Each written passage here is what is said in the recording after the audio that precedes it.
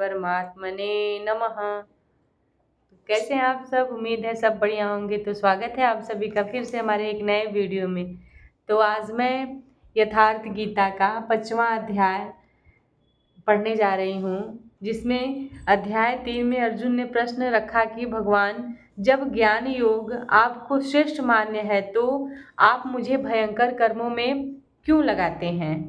तीसरे अध्याय में अर्जुन ने भगवान से प्रश्न किया था, क्यों लगाते हैं। अर्जुन को निष्काम कर्म योग की अपेक्षा ज्ञान योग कुछ सरल प्रतीत हुआ लगता है, क्योंकि ज्ञान योग में हारने पर देवत्व और विजय में महामहिम स्थिति दोनों ही दशाओं में लाभ ही लाभ प्रतीत हुआ। अब तक अर्जुन ने भली प्रकार समझ लिया कि दोनों ही मार्गों में कर्म तो करना ही पड़ेगा। योगेश्वर उसे संशय रहित होकर तत्वदर्शी महापुरुष की शरण लेने के लिए भी प्रेरित करते हैं, क्योंकि समझने के लिए वह एक स्थान है। अतः दोनों मार्गों में से एक चुनने से पूर्व उसने निवेदन किया, हे कृष्ण, आप कभी संन्यास माध्यम से किए जाने वाले कर्म की और कभी निष्काम कर्म दृष्टि से किए जाने वाले कर्म की प्रशंसा करते हैं। इन दोनों में से एक जो भली प्रकार आपका निश्चय किया हुआ हो, जो परम कल्याणकारी हो, उसे मेरे लिए कहिए। कहीं जाने के लिए आपको 2 मार्ग बताए जाएं तो आप सुविधाजनक मार्ग अवश्य पूछेंगे। यदि नहीं पूछते तो आप जाने वाले नहीं हैं। इस पर योगेश्वर श्री कृष्ण ने कहा, अर्जुन, संन्यास माध्यम से किया जाने वाला कर्म अर्थात ज्ञान मार्ग से किया जाने वाला कर्म और कर्म योग निष्काम भाव से किया जाने वाला कर्म, ये दोनों ही परम श्रेय को दिलाने वाले हैं। परंतु इन दोनों मार्गों में संन्यास अथवा ज्ञान दृष्टि से किए जाने वाले मार्ग की अपेक्षा निष्काम कर्म योग श्रेष्ठ है। प्रश्न स्वाभाविक है कि श्रेष्ठ क्यों है। महाबाहु अर्जुन, जो न किसी से द्वेष करता है, न किसी की आकांक्षा करता है और वह सदैव सन्यासी ही समझने योग्य है, चाहे वह ज्ञान मार्ग से या निष्काम कर्म मार्ग से ही क्यों न हो। राग द्वेष से रहित वह पुरुष सुखपूर्वक भव बंधन से मुक्त हो जाता है। निष्काम कर्म योग तथा ज्ञान योग इन दोनों को ही वही अलग अलग बताते हैं, जिनकी समझ इस पथ पे अभी बहुत हल्की है। न कि पूर्ण ज्ञाता पंडित लोग, क्योंकि दोनों में से एक में ही अच्छी प्रकार स्थित हुआ पुरुष दोनों के फल रूप परमात्मा को प्राप्त होता है। दोनों का फल एक है, इसीलिए दोनों एक ही समान हैं। जहाँ संख्य दृष्टि से कर्म करने वाला पहुँचता है, वहीं निष्काम माध्यम से कर्म करने वाला भी पहुँचता है। इसीलिए जो दोनों को फल की दृष्टि से एक देखता है, वही यथार्थ जानने वाला है। जब दोनों एक ही स्थान पर पहुँचते हैं तो निष्काम कर्म योग विशेष क्यों। श्री कृष्ण बताते हैं, अर्जुन, निष्काम कर्म योग का आचरण किए बिना संन्यास अर्थात सर्वस्व का न्याय प्राप्त होना दुख प्रद है। जब योग का आचरण प्रभाव ही नहीं किया तो असंभव सा है। इसीलिए भगत स्वरूप का मनन करने वाला मुनि, जिसकी मन सहित इंद्रियां मौन है, निष्काम कर्म योग का आचरण करने का पर ब्रह्मा परमात्मा को शीघ्र ही प्राप्त हो जाता है। स्पष्ट है कि ज्ञान योग में निष्काम कर्म योग का ही आचरण करना पड़ेगा, क्योंकि क्रिया दोनों में एक ही है। वही यज्ञ की क्रिया, जिसका शुद्ध अर्थ है आराधना।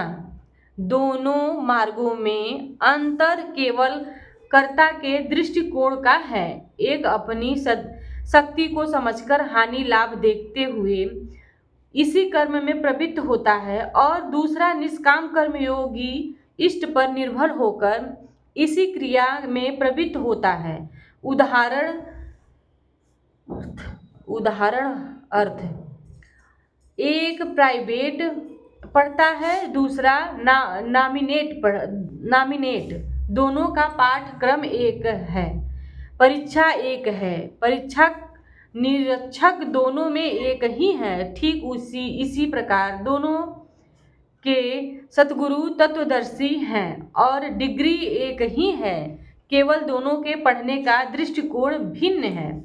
हाँ, स्थानगत छात्र को सुविधाएं अधिक रहती हैं। पीछे श्री कृष्ण ने कहा कि काम और क्रोध दुर्जय शत्रु हैं, अर्जुन उन्हें तू मार। अर्जुन को लगा कि यह तो बड़ा कठिन है, किंतु श्री कृष्ण ने कहा नहीं, शरीर से परे इंद्रियां हैं, इंद्रियों से परे मन है, मन से परे बुद्धि है, बुद्धि से परे तुम्हारा स्वरूप है। तुम वहां से प्रेरित हो। इस प्रकार अपनी हस्ती समझकर अपनी शक्ति को सामने रखकर स्वावलंबी होकर कर्म में प्रवृत्त होना ज्ञान योग है। श्री कृष्ण ने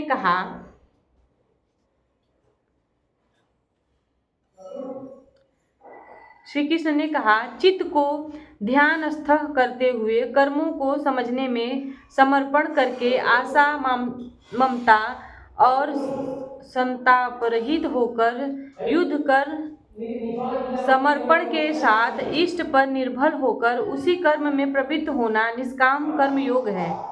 दोनों की क्रिया एक है और परिणाम भी एक है। इसी पर बल देकर योगेश्वर श्री कृष्ण ने कहते हैं कि योग का आचरण किए बिना संन्यास अर्थात शुभ कर्मों के अंत की स्थिति का प्राप्त होना असंभव है। श्री कृष्ण के अनुसार ऐसा कोई योग नहीं है कि हाथ पर हाथ रखकर बैठे कहीं कि मैं परमात्मा हूँ, शुद्ध हूँ, बुद्ध हूँ, मेरे लिए न तो कर्म है न बंधन है, मैं भला बुरा कुछ करता दिखाई पड़ता भी हूँ तो इंद्रियां अपने अर्थों में बरत रही हैं। ऐसा पाखंड श्री कृष्ण के शब्दों में कदापित नहीं है। साक्षात योगेश्वर भी अपने अनन्य सखा अर्जुन को बिना कर्म के यह स्थिति नहीं दे सके। यदि ऐसा वे कर सकते तो गीता की आवश्यकता ही क्या थी। कर्म तो करना ही पड़ेगा। कर्म करने की संन्यास की स्थिति को पाया जा सकता है और योगेश्वर पुरुष शीघ्र ही परमात्मा को प्राप्त हो जाता है।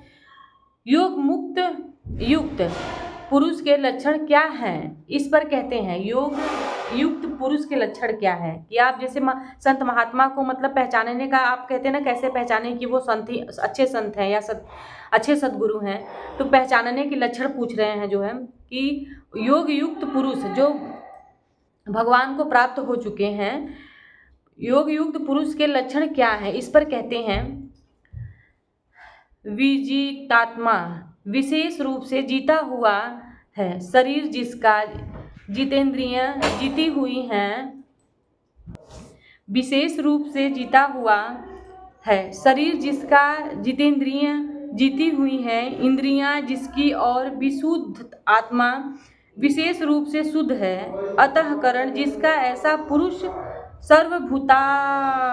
भूतात्मा संपूर्ण भूत प्राणियों के आत्मा के मूल उद्गम परमात्मा से एक ही भाव हुआ योग से युक्त है, वह कर्म करता हुआ भी उससे लिप्त नहीं होता। तो करता क्यों है? पीछे वालों में परम कल्याणकारी बीज का संग्रह करने के लिए लिप्त क्यों नहीं होता? क्योंकि संपूर्ण प्राणियों का जो मूल उद्गम है, जिसका नाम परम तत्व है, उस तत्व में वह स्थित हो गया। आगे कोई वस्तु नहीं जिसकी शोध करें। पीछे वालों वस्तुएं छोटी पड़ गईं तो भला आसक्ति किसमें करें। इसीलिए वह कर्मों से आवृत नहीं होता। यह योग मुक्त की पराकाष्ठा का चित्रण है। पुनः योगेश्वर योग युक्त पुरुष की रहनी स्पष्ट करते हैं कि वह करते हुए भी उससे लिप्त क्यों नहीं होता। तत्वदर्शी अर्थात परम तत्व परमात्मा को साक्षात्कार सहित जानने वाले योग युक्त पुरुष की यह मन स्थिति अर्थात अनुभूति है कि मैं किंचित मात्र भी कुछ नहीं करता हूँ। यह उसकी कल्पना नहीं बल्कि यह स्थिति उसने कर्म करके पाई है। अतः यथा युक्त अन्यतः अब प्राप्ति के पश्चात वह उस सब कुछ देखता हुआ, सुनता हुआ, स्पर्श करता, सूंघता, भोजन करता, गमन करता, सोता, श्वास लेता, बोलता, त्याग करता, ग्रहण करता, आँखों को खोलकर और मिचता हुआ भी इंद्रियां अपने हाथों में बरतती हैं, ऐसी धारणा वाला होता है। परमात्मा से बढ़कर कुछ है ही नहीं और जब उसमें वह स्थित ही है तो उसने बढ़कर किस सुख की कामना से वह किसका दर्शन स्पर्श इत्यादि करेगा। यदि कोई श्रेष्ठ वस्तु आगे होती तो आसक्ति अवश्य रहती, किंतु प्राप्ति के बाद अब और आगे जाएगा क्या, जाएगा कहाँ और पीछे त्यागेगा क्या। इसीलिए योग युक्त पुरुष लिप्त नहीं होता। इसी को एक उदाहरण के माध्यम से प्रस्तुत करते हैं। कमल कीचड़ में होता है, उसका पत्ता पानी के ऊपर तैरता है, लहरें रात दिन उसके ऊपर से गुजरती हैं, किंतु आप पत्ते को देखें सूखा मिलेगा, जल की एक बूंद भी उस पर टिक नहीं पाती। कीचड़ और जल में रहते हुए भी वह उससे लिप्त नहीं होता। ठीक इसी प्रकार जो पुरुष सब कर्मों को परमात्मा में विलय करके साक्षात्कार के साथ ही कर्मों का विलय होता है, इससे पूर्व नहीं है। आसक्ति को त्याग करके अब आगे कोई वस्तु नहीं, अतः आसक्ति नहीं रहती। इसीलिए आसक्ति त्याग कर कर्म करता है, वह भी इसी प्रकार लिप्त नहीं होता। फिर वह करता क्यों है? आप लोगों के लिए, समाज के कल्याण साधन के लिए, पीछे वालों के मार्गदर्शन के लिए। इसी पर बोलते हैं, ये बात तो प्रेमानंद महाराज जो थे वो भी बोलते हैं।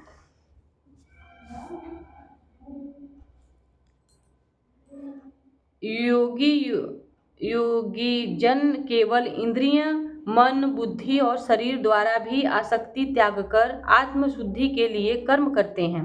जब कर्म ब्रह्मा में विलीन हो चुके हो तो क्या अब भी आत्मा अशुद्ध ही है? नहीं, वे भूतात्मा हो चुके हैं।